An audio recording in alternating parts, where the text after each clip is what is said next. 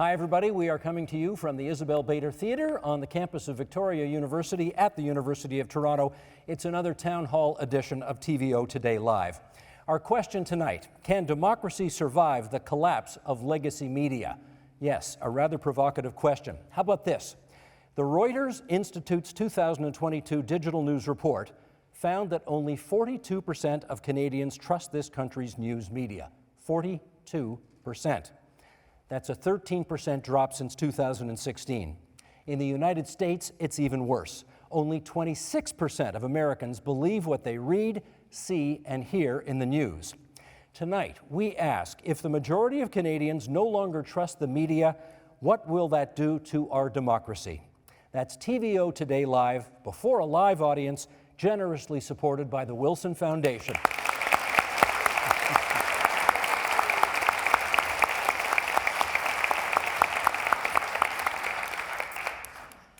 Okay, we've got 5 excellent guests here to conduct a discussion tonight here at the Isabel Bader Theatre.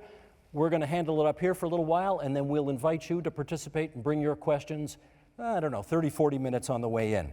So, starting in the middle and going out, can I ask you to please welcome the anchor at Global News, Farah Nasser, right here.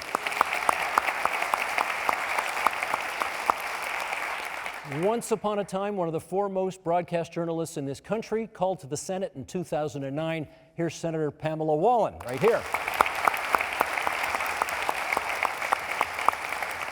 Always a go-to guy when we've had journalism and media discussions on the agenda in the past. He's an associate professor of journalism at NYU, the author of the blog Press Think. Here's Jay Rosen up from New York City.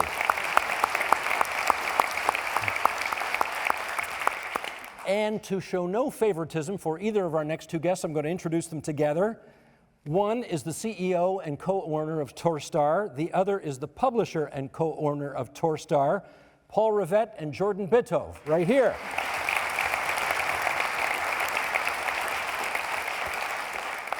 Okay, we've just watched this documentary about the business that you two are in right now, so I want to start where we left off, and that is, Jordan, start us off. Why would anybody want to buy what so many people think is a complete turkey of a business right now? First of all, thank you for having me here tonight. And this is a very, very exciting moment for us at the Star and at Torstar. When Kevin and his brother Michael McMahon approached me about doing the documentary, it was something that John Hondrick and others had considered, but didn't feel that the timing was right on it, that the opportunity to tell a story may not be a great one. And so I spoke to Paul about it, and I just said, I think this could be one of those moments for us, and I call it our New York Times moment, our Washington Post moment, our Boston Globe moment, our moment to showcase the quality of work that our team does day in and day out. Our journalists are heroes. And so it was quite simple from that. And so I want to thank Kevin, I want to thank Michael, I want to thank John Ferry, who convinced me that it was the right thing to do, and the folks at TVO for doing something that is absolutely world class. But to answer your question in a long roundabout way, you see what the quality of work you do, but we're in this amazing point in time. And we use the term the serendipitous moment around what is going on in the world, really, around journalism and trust. And we think that there's this cataclysmic moment that's happening right now where people are actually reverting back to trusted journalism because of what's going on with Fox and CNBC and all these other things. And what we saw as an opportunity really was the Star was 7 years behind in their digital playbook. The New York Times, we spoke to Marty Barron at the Washington Post, we spoke to A.G. Sulzberg at the New York Times, and these guys said there's a playbook, guys, and you got to get digital subscribers. And so what I think I'm perhaps proudest of is in just over 3 years, we're well over 130, 140,000 digital subscribers where there wasn't any, and that's from the great work that our team does day in and day out. So that's an opportunity, and that it starts there, and then it goes into all the other areas of the business. Okay, Paul, why do you want to be in this business? I would echo, for the most part, what Jordan said.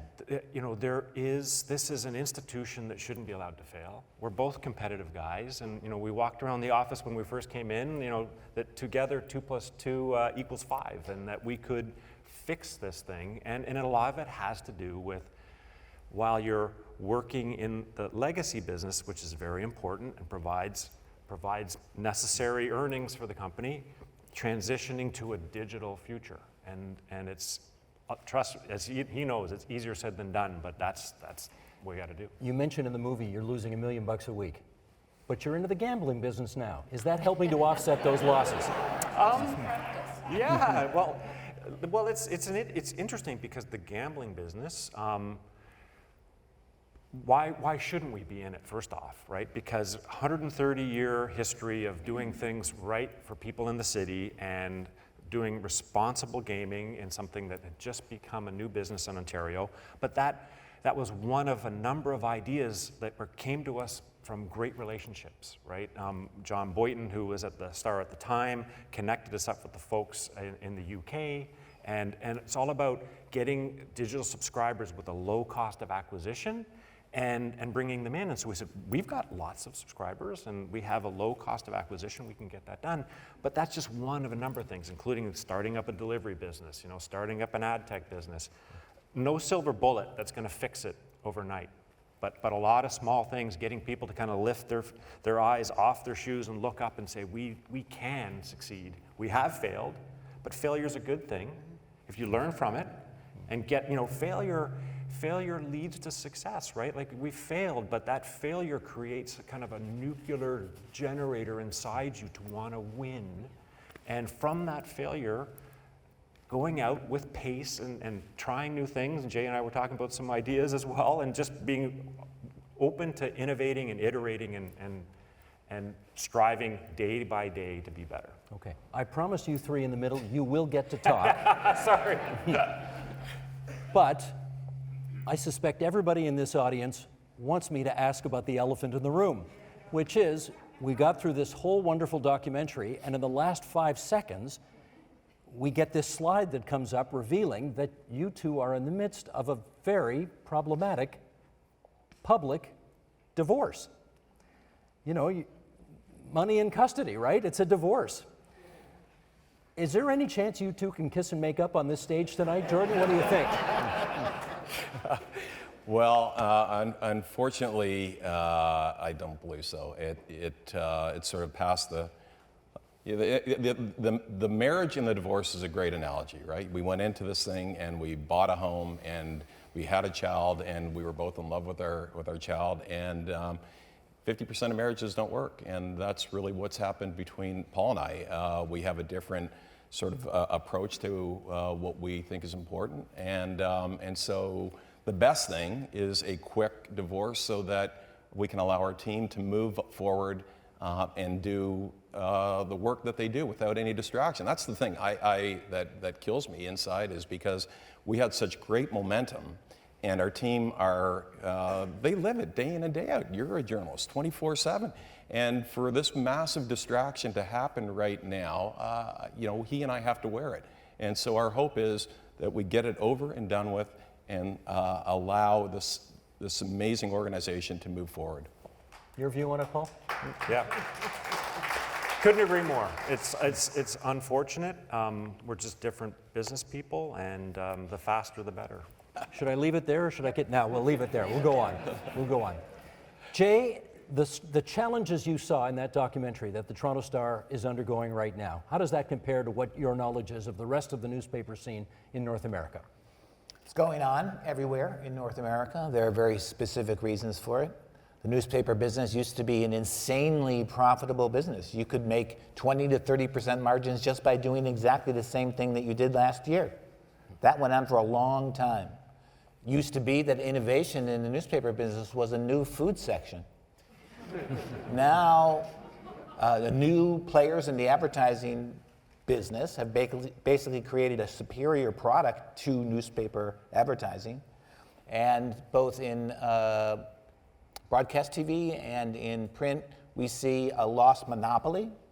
And these institutions used to own both the production of news and the distribution of news. Now the distribution is done by the internet. They're still producing news, but they don't have a lock on distribution, and there are many more people producing content at the same time. So this business model meltdown has happened at big newspapers, medium-sized, and low ones. Now, at the top of the market now, as we mentioned, the New York Times has figured out how to profit with digital subscriptions for the New York Times. But each city is a little different. The bond between the people and the journalists and the institution is different everywhere. That was a big theme of the documentary. And there isn't going to be one answer. I don't think there is actually one playbook. So the fact that these two gentlemen want to take the Star in different directions is actually a reflection of how hard this problem is, because you need multiple directions. And we haven't solved this problem anywhere. And all possible models should be seen as on the table, from making it a very profitable business again, as it used to be, to making it a loss-making business that is somehow backed up by other money, or a nonprofit business, or government funding for important institutions like this. All of those should be on the table. They all have their downsides. But yes, the answer to your question is this is happening everywhere, and the Toronto Star is a unique version of that story. Farah, when we started in this business, owning a television station was a license to print money. Is it still? I think it depends on who you ask, but the funding formula has completely changed, right? So with these players that are coming in, these international companies, tech companies, the money that was going to us is now going to them, and then they're taking our content for free. So and then you could argue also that on their platforms, on these social media platforms, is also where a lot of the hate is spread, and also where we're being discredited. So it's totally kind of shifted. I know we're going to get into some of the legislation that's being put forward, but it is definitely not a printing press anymore, I don't think, in most cases. We're seeing growth. Our budgets are higher than they have been, but it's still, my bosses would tell you that it's not a level playing field. I mean, I don't like to get too much into the business part because we cover it. What does that mean? It's not a level playing field. Well, I mean, the players like these tech companies, these streamers, they don't have regulation. They don't have to do Canadian content. They're getting our advertising dollars, and at the end of the day, I mean, it's the news, it's the local media, it's the broadcasters and private broadcasters who are suffering. Senator Wallin, how different is the business today from what you practiced not too long ago, but Yes, a few years ago? It's a very different business. Obviously, all of the things that have been stated are true. It was a license to print money, although the private sector always seemed to have less money than the public sector. For example, the CBC. But it was, can I think of another one? TVO. It is a very different business in the model, the business model form, obviously, as we've explained. But it's also, this is not a surprise. You know, my sense of this is we all embrace the computer and the phones and all of these things. Honestly, when I worked at the Star, I am Star alumni, you know, I always say I invented cut and paste, right? Because we used to actually cut stories up that we had typed on our typewriters, put them together with Scotch tape and send them on the early version of a fax machine. Like, I'm not that old, but the technology has changed profoundly, and that has changed the business model, and everybody in private sector television or legacy media of any kind needed to see the train coming, and they kind of missed the train, and it arrived, and now everybody is in a bit of a panic saying, but it's not a level playing field, but we need some protection, but we need more money. The advertising model is gone, done, and that's not coming back. And so we do have to really rethink how the businesses are run, hence the differences between these two gentlemen here tonight. Are you social enterprise? Are you a profit-making operation? Those are two different models. But we also have to accept the fact that the internet is not going away. And so we have to embrace that and say this is a form that's very consumer and user-friendly, and that is going to work, and everybody else is going to have to figure out how to make it work. Now we've got government deciding that it should put its hand in here on the scale in a variety of different ways in terms of monitoring and regulating content, which is a huge problem from my point of view. Bill C-11, Bill C-18, talking about taking revenues from the big tech companies forcibly and handing it back to the legacy media. And then you've got online harms bills coming up, which is about the content. And those are interesting ideas, and we need some laws, and we have some laws in this country about hate speech and all of those things. I just don't want the government really involved in deciding where I watch, what I watch, when I watch it. And that is what's giving me a little bit of concern about the direction we're heading under the auspices of we're the government, we're here to help, when we really need some corporate business fiscal responses to this, not intervention at that level. We will come back to that For sure. legislative solution later on. But, one of the things I kept thinking as I was watching the documentary is, what happens if the Star folds? What do we lose if the Star disappears? I want to hear the two co-owners on that. Jordan, what happens if the Star disappears? It was very obvious very early on in the process that we weren't buying a widget factory. We were, and to Jay's point, the days of the margins, the 20 and 38%, 10% margins were long gone. We were buying a public trust, okay? And your good friend and my good friend, David Peterson, the former premier, was the one who reminded me, my family brought the Raptors to Toronto, and he said, your sports team and your newspaper, they're your two loyalties in your life, and you don't own them at the end of the day.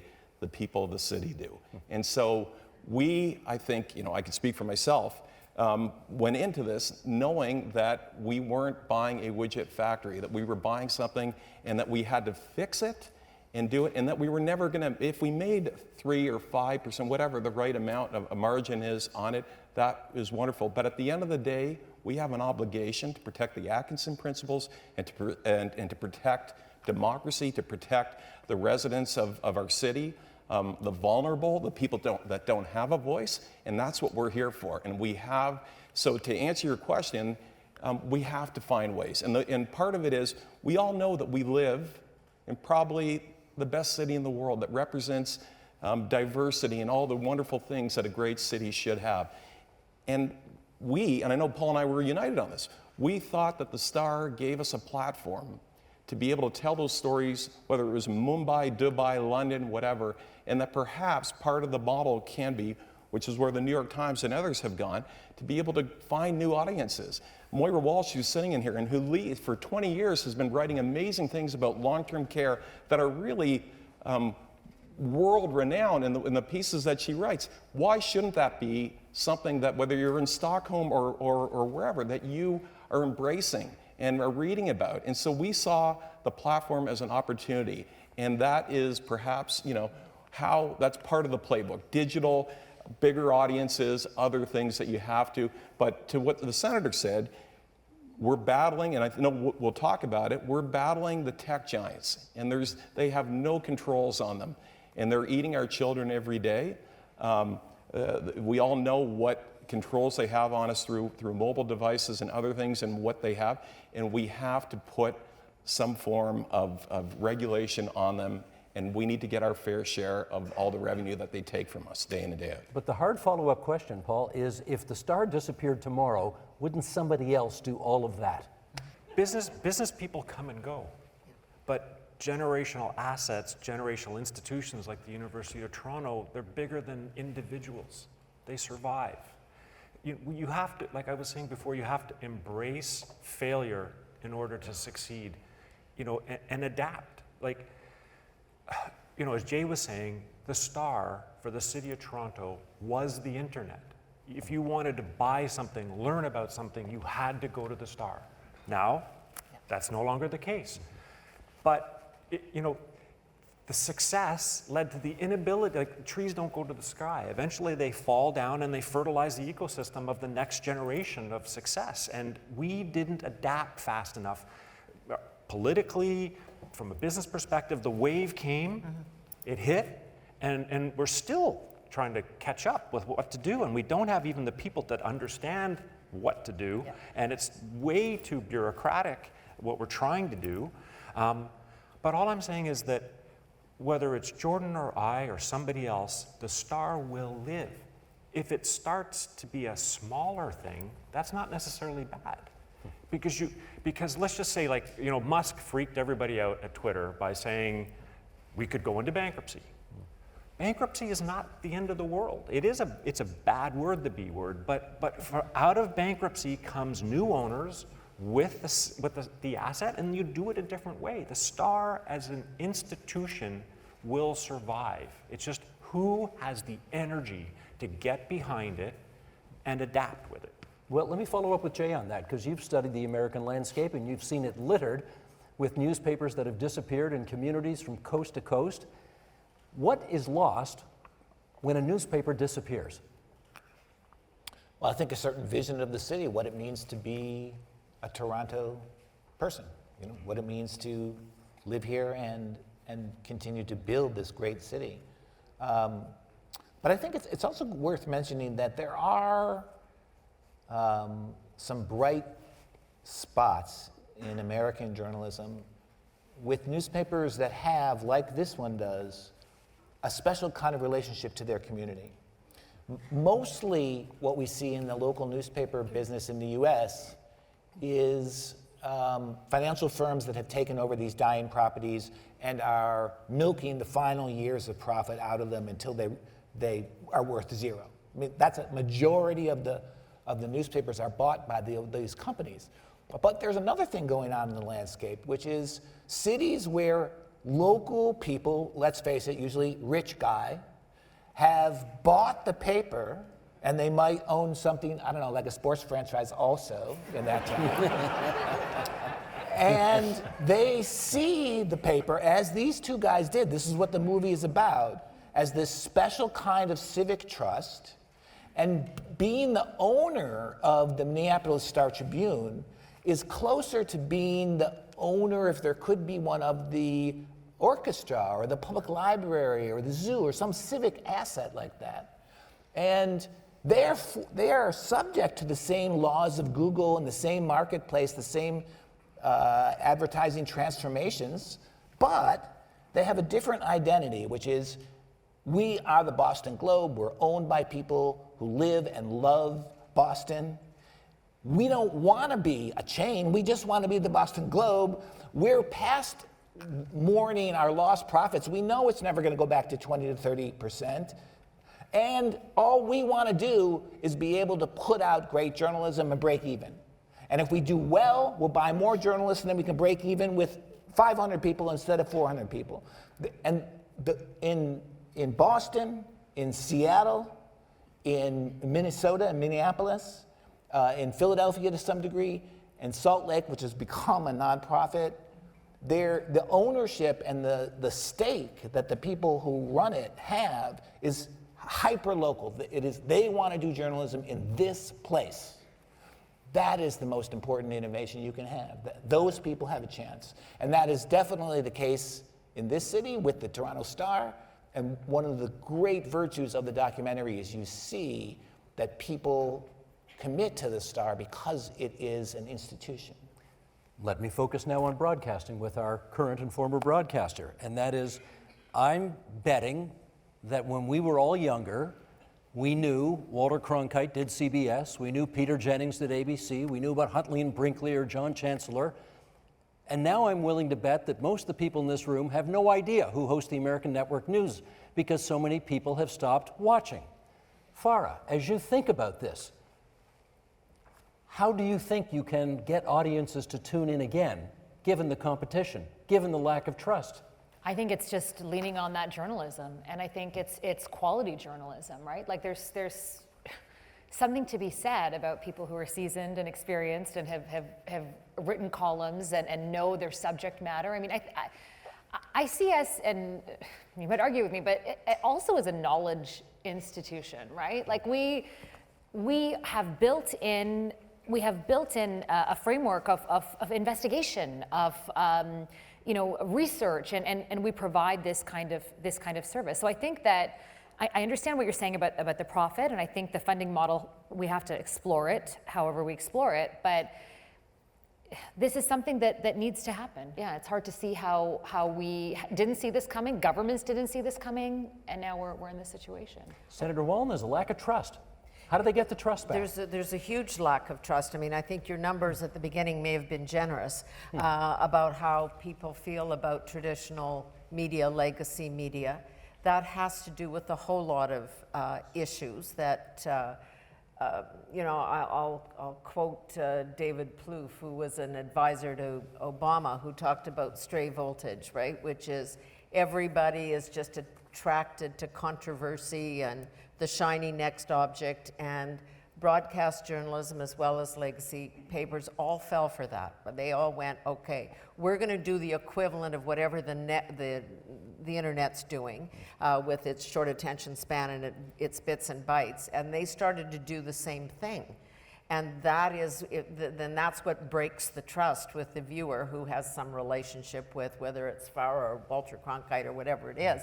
They wanted what they used to get, and then they got something different. So it's not just the model that's changed, it's the content that's changed in its form and the way people consume it and see it. So you've got to rebuild it. Now we are seeing some of the old journalists that, I don't mean in age, but people who might have worked for legacy media who aren't there anymore because the organizations have downsized. They're building journalistic outlets on the internet that are perfectly respectable and are providing good news in a different way. I mean, very few people are going home and watching their news at a set time, or any program. I mean, that's what Netflix and all these things are about, which is choice. Farah, you want to jump in on that? I mean, I understand, Senator, what you're saying about that. To me, though, it's so much more than just the media and sound bites. We have to be blamed in one way for sure, and it's American cable news networks, which I think made a big problem for us because they blurred the line between opinion and fact-based news. And so how can you trust fact-based news from the same organization where you're hearing, opinion? And this is on both sides, right? So yeah, definitely the media is to blame, but it's also our politicians. I mean, it's very hard now to be able to have dialogue, to have Q&As, to really do your job when you're being discredited, when you're being told you're the enemy of the people, and so on and so forth. So that, I think, has eroded trust too. I don't think it's just us. Paul wants it. Marina, our president, showed me a study of people between the age of 17 and 35 in Canada, and what they see is the top, most trusted news source. And unbelievably, it's Google. For that generation, the future generation sees Google as its most trusted news source, and the Star is less than half as trusted as Google. They don't get that Google doesn't actually do any reporting. That's the problem we're up against. Jay, I wanted to put to you a story I once heard from David Simon, who's the guy who created The Wire, that television show, and who once upon a time was a municipal reporter in Baltimore. Yeah, cops reporter. Yeah, and I think the story goes something like this. He said, we are entering the golden age of municipal corruption because so many city hall bureaus have shut down and there's nobody minding the store anymore. What are the implications of that? Well, it's a pretty well-studied thing that when the journalists disappear, are not on the beat anymore, there is literally an increase in corruption because there's nobody watching. So I think that's part of it, is that there, in the relationships between reporters and public officials, there were some lines drawn where it was clear that you couldn't get away with certain things. When those reporters are not there anymore, then you can get away with them, which in turn lowers trust in government, right? But one of the mysteries of this trust question is, in the US, the trust in the media, according to polls framed that way, has been dropping since 1976, shortly after Watergate. And recently it's become, there's been a fork and it's dropping much faster under Democrats than, under Republicans than Democrats.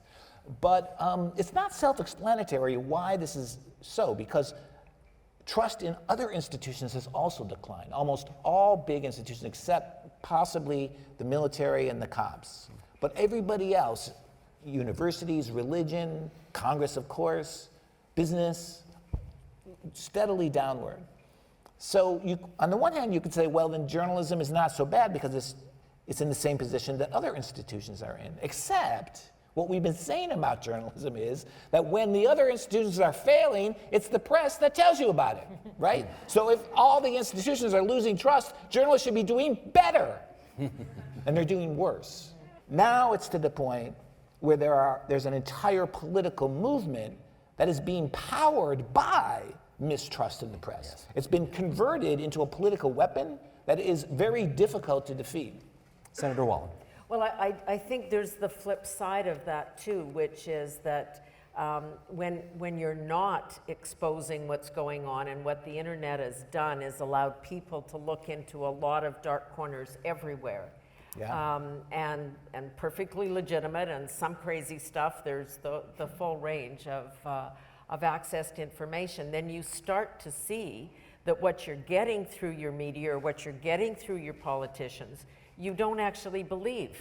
And Absolutely. so it starts to undermine the trust in all those institutions from the other side of the coin. Absolutely. Jordan, can you weigh in on the issue of trust and how you get it back? One of the biggest challenges that we have, and our biggest expense, is really around how we share, how we disseminate, and now in this whole new world. And we're competing against tech giants where they can flip an algorithm on a second's notice and screw up how we share our information or whatever.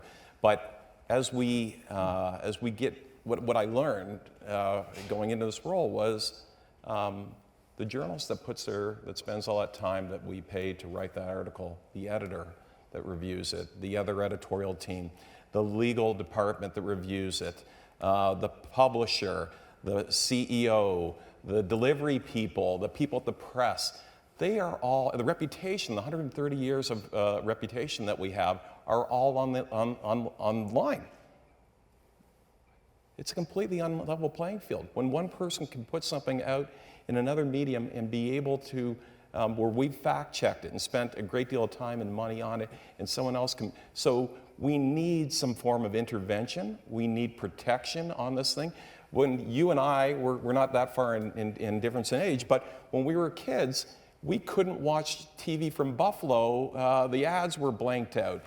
Content at 10 o'clock at night, the baby blue movies on City TV were blank, whatever. All these things were different, and yet we allow this infiltration and all these other things with no control on it at all. How is that fair? So we need to re-level the playing field and have our governments step in and form some form of control on them. I want to raise a new issue here, and Farah, I'll start with you on this, because there was a moment in the documentary where one of the star photographers was trying to do his job. He had a great line, right? Mm-hmm. That line about, hey, taking pictures of tragedy, that's basically what we do for a living. and there was a citizen on the street who was harassing him and preventing him from doing his job. And I'm guessing, Farah, that at various times when you are in the field reporting, this is something you run into how often? All the time now. Like it used to be online. I did a lot of stories about race before the racial reckoning, years before that. So I personally was targeted quite a bit. But now it's not just online, it's in person. Like that's what, I still can't fully wrap my head around it, that in this city, people will spit at you. People will, honk at you. I mean, you get the threats I've received like online, but then even in person, how people treat you. It's really being stacked against us in terms of creating this divide, and we're such an important facet of democracy. I mean, democracy can't survive without a watchdog news media. It just can't, right? Who's doing all the checks and balances? So it's very difficult to be a journalist, and maybe Senator Wallin will disagree with me, but I think it's the hardest time it's ever been to be a journalist. It's most important. Did this kind of thing happen when you were doing stand-ups in the field back in the day? You did get some of that. I think there was still more of a novelty factor at that point. I mean, the thing is, now what journalists do and what you do, anybody does on TikTok. So you're not revered, you're not special in the same way. So I think that is broken down, and when people are angry, they lash out at the nearest representative of what they think is is a product or is part of that. So, and I think that's one of the downsides of the internet is that it breaks down respect for institutions. I don't know, but that happens everywhere. My mother was a teacher. She, wore perfect clothes and high heels to work every day. Now you go in your gym clothes and somebody calls you Susie, not Mrs. Wallen, right? And But are it's, you saying are you saying we're at a point right now where people don't make a distinction between a seasoned broadcast journalist who has studied her craft and knows what she's doing, and somebody who puts a minute and a half up on TikTok? But look at the numbers. That's exactly what we're talking about. The kids that consume their whole world through their phone. They don't remember Walter Cronkite or Lloyd Robertson or anybody else. That's not how they consume information, not just news. That's not how they consume information. When they want to find something, it's, the world is their oyster. So you do become, and I think you mentioned it too, Farah, the blurring of the lines between opinion and information and fact, which occurs on television, which occurs on the front pages of newspapers and inside. We used to have opinion columns. Now we see that, through the so-called news coverage. And so the response to that has been, none of this is pure anymore, right? So are you expressing your opinion, or are you giving us the benefit of your journalistic experience and this is fact? People are coming to very different conclusions about what that is, and therefore how they respond to that. All right, I want to ask about it. Yeah, Jay, go ahead, sure. Well, I'm not sure that our experience in going through the pandemic supports the thesis of lost trust in the news media. I think the film shows that when there was a genuine crisis where you could actually lose your life and your loved ones could disappear, where it wasn't known exactly what this is, how to battle it, what was going to happen to social life, did people say, "Oh, I don't trust the media"? No, they depended on the some media a did, lot. but a hell of a lot were waiting for that extra careful, fact-checked information to know what to do. And the major media companies didn't experience flat ratings or a downturn. They saw evidence of an onslaught of interest in this work. So is it really true that people said, oh, the mainstream media, or that some lone blogger or somebody's video on social media distracted them really from learning how to keep their family safe? I don't think so. But maybe, but the film shows journalists working with people who really needed to know, what should I do with my grandfather? Yeah. Right? And I think in that situation, people find out, do they really hate the media the way they said they did? No, but that's where the institutional stuff started to break down, Absolutely. because That's there why you was need way institutions. That's when the hate too started and- many Totally. sources of information about the nature of the disease, of the pandemic, how governments were responding to it. Was this the right thing to do, the wrong thing? And that is, again, both the up and the downside of the internet, that you can get endless sources of information. You can go and read a study about what they were doing in Sweden or Israel, and then judge in your own living room Yep. whether or not the Prime Minister or the Premier was doing the right thing, and come to a very deliberate opinion about that. Okay, I want Do to. your own research. Yeah, Yeah. I want to ask the two Torstar guys this question here, and it relates to, we saw in the film, it takes place right around the time of the Ontario election, and there's this newspaper being thrown onto the front porches with a big smiling picture of Doug Ford having just been successfully reelected with a majority government. And at one point in that campaign, your newspaper did a big story, which many people who liked the Star found way too favorable to the Premier. And I gather you got lots of people calling up saying, we are canceling our subscriptions because, we just didn't like the fact that you wrote what they thought was too positive a piece about the Premier of Ontario. How do you deal with a public that is becoming increasingly politically entrenched? Paul, you first. Not easy, because you're absolutely right, and I believe that was Benzie actually that followed the premier. But I think it was Martin Redcon. it might Was have it? been Martin. Yeah. It might have Yeah. been Martin. Yeah, but it's part of the education of, and also I think, and you're seeing this a little bit now from the Times and others trying to help educate people that it's important to get facts out to the extent you can and news out, and not be afraid to tell people what they might not want to hear. And so in order for it to be a credible organization, sometimes you have to tell the other side if what the other side is saying makes sense to tell, and as opposed to just being perceived as an instrument of one political or social ideal. You get worried when people call the Star and say, "You guys really blew that story, and I'm canceling my subscription."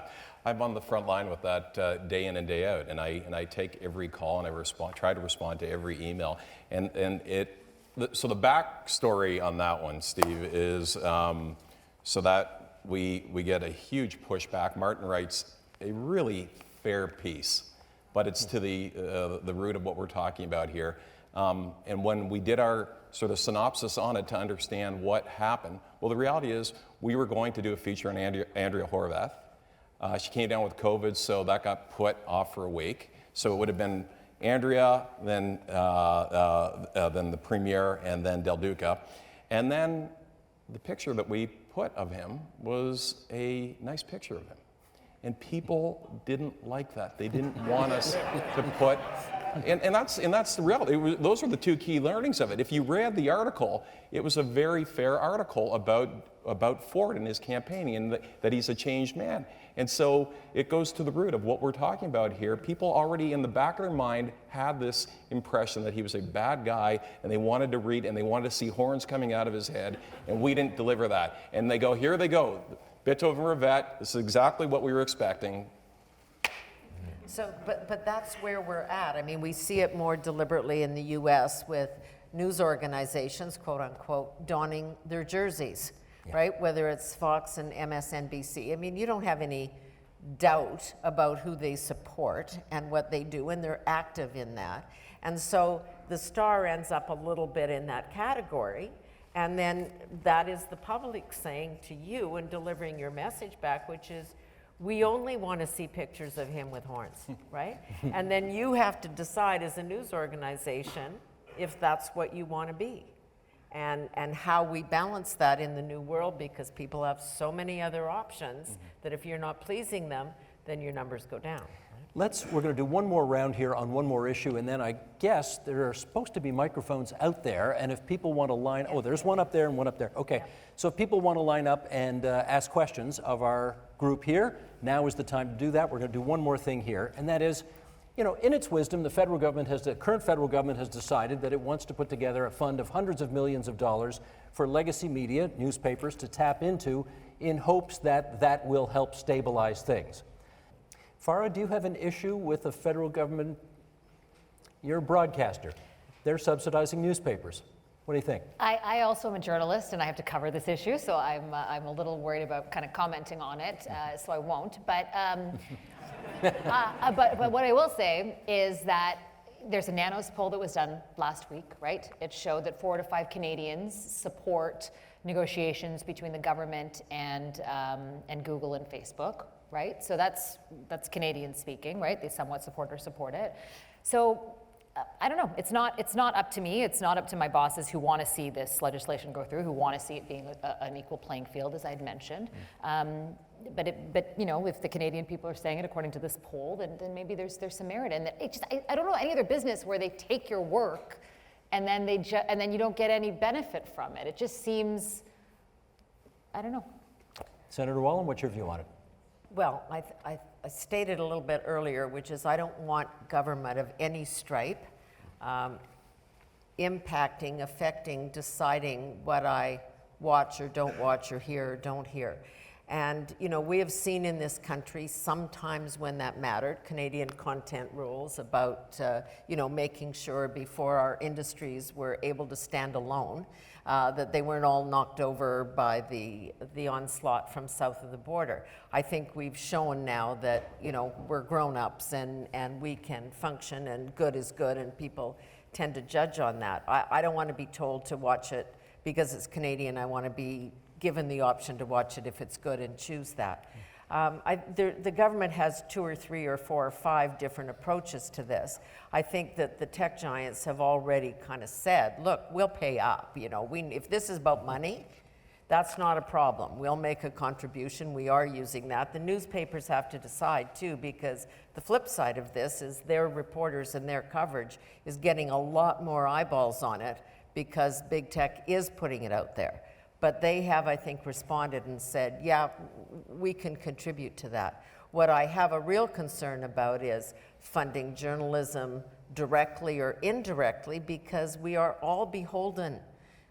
We dance with the ones that brung us, you know, who is funding that for what purpose? Jordan, do you worry about the optics of a private newspaper taking public money to fund its operations? 2.5 years ago, yes. Now that I'm on the inside, no. and the reality is, Steve, you know, I've spent a lot of time in Ottawa talking to the politicians there, and I talk to our readers. I go to their homes, and I've talked to David and Mary Boyd, and what they all say to me is, to your earlier point, and what we've talked a lot about, is the importance of this institution, or public trust, and in democracy.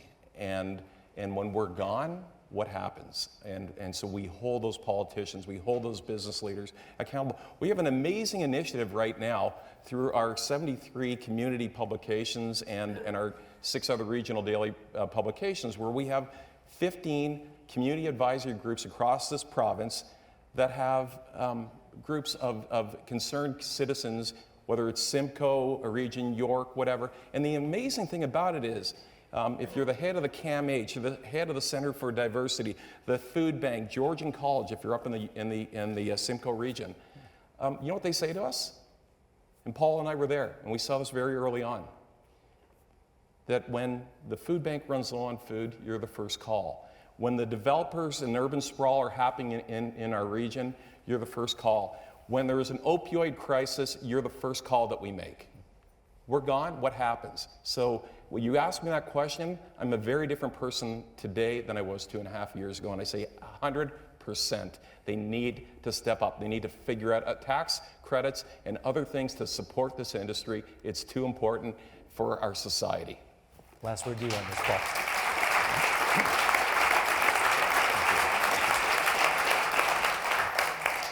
Yeah, I guess, of course, I'd have to agree with Jordan. But the problem is, I think, as the senator stated, it's not long-term sustainable unless you want to instead of just a CBC broadcast, a public institution, then you know, turn a newspaper or newspapers into a public institution, because you can't. If you're constantly subsidized, it's very difficult to get off that. And so I think, you know, as a business person, Jordan's absolutely right, and what we're seeing in the collapse has been talked about in these local communities of not having papers there. We're in the thick of that. So it's difficult to say no to money, but taking government money is not the answer, I don't think, long term. Yeah, not just taking the money, I mean the rules. Like it's not the government handout that's the issue. It's more the just changing the rules. Well, there's several issues. That's the problem. I mean, there's lots of rules around, and the government is, I mean, we're dealing with the legislation in the Senate. We're the ones that sit there and look at it when it lands on our desk, and sometimes we're saying, gee, maybe this should go back for a rewrite. We understand what you're trying to accomplish here. But they you're theoretically coming have an at it. independent panel that's going to decide who's eligible for the money. Well, theoretically, but then there are other forms of when you have government, for example, on the bill we're dealing with now, C11, about user-generated content. So the CRTC, which regulates broadcasters, they're now going to give the CRTC the power to regulate the internet. Good luck with that, okay? It's a global phenomenon, and there's not enough people in the world to work for the CRTC to do that, as Elon Musk is finding out. But you can't, regulating what you get to see and how you get to consume it is very different than whether or not you want, some rules around what big tech does, or you want to make sure that there is equal access to Wi-Fi across the country, or television signals. Those things aren't, we need some rules around that stuff for sure. But regulating content, content moderation is the phrase, and that is a line that ends up with the word censorship. And so we've got to be careful how far and how fast we go down that path. I see people at microphones, so why don't we get started with that? Okay, we like that. Okay, microphone number one. If you like, say your name and where you're from and who your question is for. Thank you so much for the conversation. Thank you for the documentary. My name is Bas Bednar, and I fear we've danced around a different elephant in the room, which is the documentary also started by speaking about big tech. We've talked about big tech on stage. Newspapers may be kind of pivoting to incorporate technological aspects and democracy. And I wonder how we can expect citizens, how we can expect subscribers to continue to trust an institution that has also struck deals with these large technology companies, of which the terms are opaque. We don't know the value. We don't know for how long they are. We don't know if there's a kill clause in them if the Bill C-18 goes forward. What does that do to trust and democracy in Canada? Open Anybody? to anyone. Thank you. Anybody? Okay. Who wants in on that? They're all thinking. Okay, Paul, go ahead. I know why. It's loaded. It's a fantastic question, and it's loaded because the balance of power is so badly skewed in favor of the tech, and no one even wants to say their names. Let's just say Google and Facebook, right? Are so badly skewed in their favor that people are afraid to say anything negative because they, as Jordan said, they control the algorithms. They control how much our traffic gets seen and who it gets seen by. And they have started to give us money, and they've made the conditions of taking money, don't say a word about it. And it has, as the folks from the Star know, it has been beneficial. It's being used in a very beneficial way. It's good. And hopefully, like we saw with the Australian model and what we're trying to do in Canada, it will lead to open money coming for value. As Steve Russell said in the story, like they're taking our content, which is fantastic content, and distributing it for free. So they're going to pay for it eventually, and they know that. And so, and that will be fully transparent when it happens. Did you just break the conditions by mentioning that? I don't think so. Okay, just checking. Up here, please. Hi, well, thanks for your time. My name is Chris from Toronto, and I'm a subscriber as well. I personally see the value in legacy media. I don't know that it can be replicated elsewhere, the service it provides, but my question is, what can legacy media learn from the success of smaller and independent journalists, not just compete with them, but what is the secret sauce that they're putting out that's really connecting with people, and how can you use it to make your industry successful as well? Okay, who wants that? Jordan, you want that? Well, I think we've talked a lot about it tonight, and I think that the reality is we have to get better. Paul and I, when we got in there, our digital experience on a mobile phone was abysmal, and what we didn't understand, and it was talking to the folks at the Washington Post, was the speed, right? Of just being able to touch it, and that like a point of a second is a difference between someone reading your article or not. And so it's understanding technology, it's embracing technology, and then it's how do you disseminate it in what is the best form of being able to disseminate? How do you search engines pick it up? Notwithstanding the comments that Paul made about Google and Facebook and being able to control all that, but I think there's a playbook, and it's embracing that digital and then investing in the infrastructure to be able to support it. Great. Up here, please. My name is Mehdi Shams. I am a TVO fan and a digital subscriber of the Star. Shouldn't we realize that both democracy in an adversary environment and monopolized printed media have reached their expiry dates. COVID and climate change made us citizens of a planet that requires global cooperation in a new, still unknown era, and a more balanced power between centralized government, polarized media, and members of the community. Is it possible that our approach to the new era, this gathering, a vocabulary such as the collapse of the democracy, and the documentary we watched resemble the church's reaction toward the printing press in the 16th century? Okay, that sounds like a good question for a university professor. Okay, here's my answer. Could be. But democracy flourishes when we have conversations, national conversations, because we're always worried about our own neighborhood, right? And the same is true of the Star. You're having a conversation. When I worked at the Star, we always used to say it didn't matter if you were in a war zone or where you were. What does it mean to Metro, right? Because that's what you put in your story, because that's who your audience was. And I think that's what we have to remember in this discussion, which is, who are we speaking to? What are we having this conversation about? We need national conversations if we're going to keep our democracy alive, but those conversations are now global, whether we like it or not. We're now in a much larger context, so it's going to be increasingly difficult, and it's going to be a lot more work for all of us. We're all going to become our own, editors, because that stuff isn't there. There's an endless supply, and we are going to start to choose. We're going to end up in our little echo chambers to a certain degree, and it's going to be incumbent on all of us, as difficult as that is, to get out, to reach out, to listen to some other people that don't just agree with us. Right. Up here, please. Hi, my name's Tim King, and I work in cybersecurity, which should scare everybody. I was also a Toronto Star delivery boy when I was 10. I've spent the last month at a variety of conferences, and they're all absolutely terrifying. If you knew what was going on behind the scenes in terms of how other governments are manipulating our media, the idea, like the senator said, that I don't want the government involved in manipulating media, the problem is it's not our government that's doing it.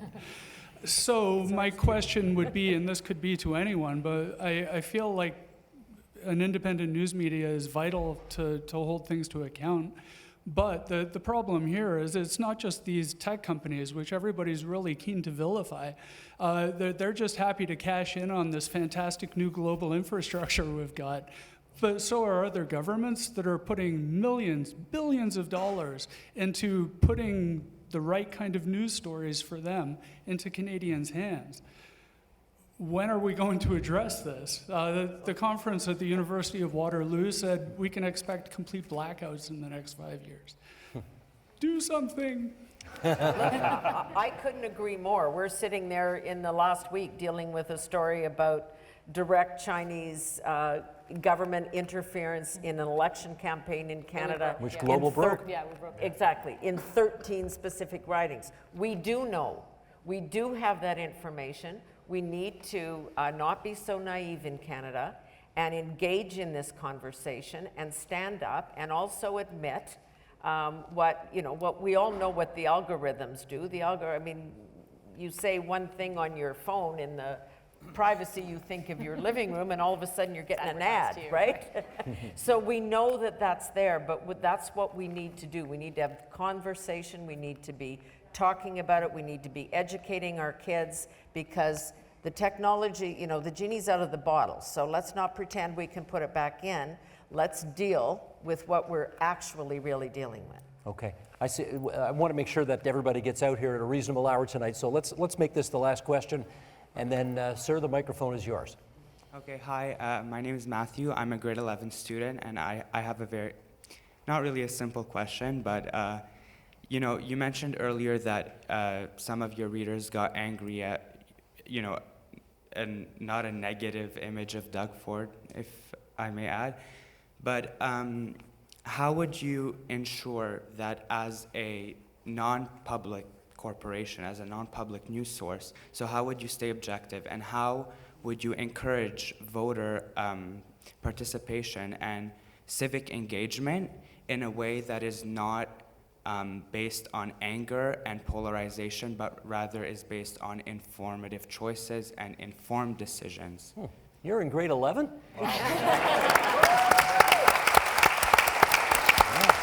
I just say one thing? Run for office. Okay, Farah, you want to chime No, in? I mean, that's the job. I mean, that's the job. That's what we're trained to do, and that's what's different about what we do as opposed to, the TikTok star who's, trying to tell you about the issues. But, I think there's another thing that's happening right now as well, and it's with politicians that are not. It's very hard to cover elections and cover things now because you get these politicians who are just scripted. They don't give you any back and forth, any Q&A. They don't answer your questions, and it's not like it was maybe 10 years ago, 20 years ago. So, they expect us to give them the audience, but we don't get the chance to ask these politicians the questions. So I think that's very challenging. Go ahead. Can I just say here that the Atkinson principles have a lot of hidden riches in them, benefits in them. And one of them is when you are so public and saying, these are our principles, let's make the government work, don't forget about social justice. That together, those principles become a kind of point of view. So you don't have to prove that you're both sides or strictly objective when you have a constitution like that says, here are our values, we look at the world this way, we're not ashamed of it, and we're not going to stop doing it either. And one of the effects of having that POV statement in the culture of the place, and indeed the culture of the city, is that the attack surface for journalism is smaller. Because if somebody accuses you of having a point of view, you say, yeah, that's exactly right. It's on page 6. Here's the link for it. Here's the link for our point of view. Where's yours? And I do this myself online. It works really well. So objectivity is not the only vision of good journalism. The Atkinson principles give us another one. This is our Constitution, we have a point of view, and we're very careful about our facts. Verification is our religion. When we're wrong, we correct ourselves. We're accuracy driven, all those things at the same time. And I think down that route, there's not only a good model, but you make it a little bit easier for yourself by not claiming to be the voice of God. Let me get...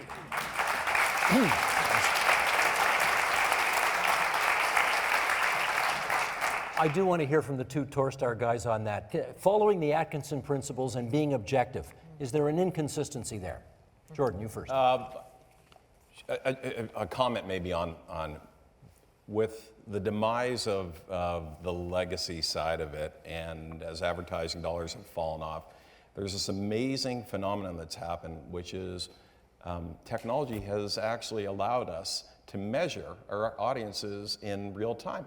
And Paul and I can go on our phone right now and see what people are reading. And so what our obligation is to provide balanced, independent journalism that people will want to read to be informed. And if we're not delivering it, people don't buy our subscription. And so we're out of business even quicker. So we need to be balanced. We need to provide we have an opinion section. We have a public editor that we spend a lot of money on that is essentially the opportunity. He's our ombudsman, Donovan Vincent, who, when there is a complaint, he takes it on and he's judge and jury in it. And so we have all these sort of precautions and things in place to be able to keep us objective about it. But at the end of the day, if you go to the business side, we also know that there's a business model and it's good business if we deliver that, because we know who our audience is. We are a little bit left of center. We are a progressive voice, and the Atkinson's principles ground us, and we aspire each and every day to deliver on those principles, and our team does it. Paul, last word to you. No, Jordan got it exactly right. Okay.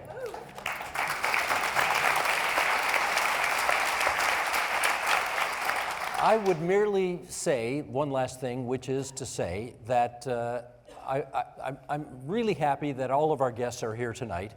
We all know what's going on with the Star right now, so can I express some particular happiness that you two are on the same stage at the same time having a very civilized discussion about a really important issue. And I know all of you want to join me in thanking all of our guests for coming here to the Isabel Bader Theater at Victoria University tonight. Thank you, everybody, and good night.